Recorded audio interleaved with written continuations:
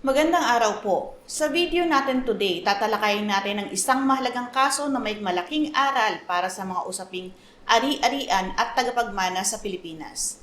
Ang kaso ng ang heirs of Magdaleno Ipon versus Ricaforte na may GR number 198680. Ako po si Attorney Claribel Lucila at ipapaliwanag ko ang batas ng malinaw, simple, totoo at para sa lahat.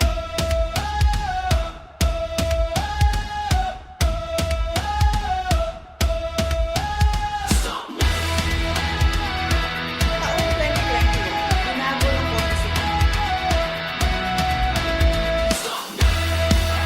Noong 2010, ilang kamag-anak ni Magdaleno Ipon ang nagsampa ng kasong cancellation of title at reconveyance with damages laban kay Gaudioso Ponteras Ricaforte, also known as Gaudioso E. Ipon, na umano'y nag-self-adjudicate bilang nag-iisang anak at naglipat ng mga titulo sa sarili niyang pangalan. Ayon sa mga petitioners, sila ay ang mga lehitimong tagapagmana ng yumaong si Magdaleno at dapat makancel ang mga titulo ni Ricaforte.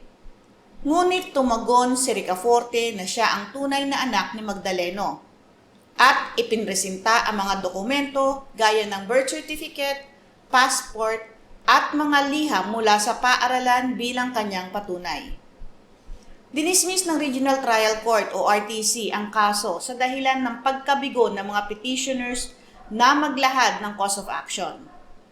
Ayon sa korte, ang usapin ng pagpapahayag ng mga lehitimong tagapagmana ay hindi maaaring resolbahan sa ordinaryong civil action para sa cancellation of title.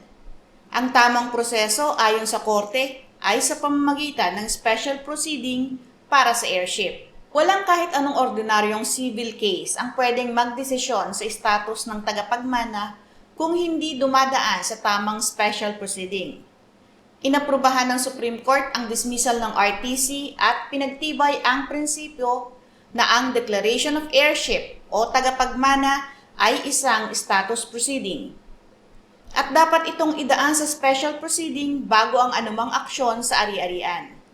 Sa madaling salita, kahit tama ang allegation ng petitioners na sila ang heirs o tagapagmana, hindi pwedeng iresolba sa ordinaryong civil case.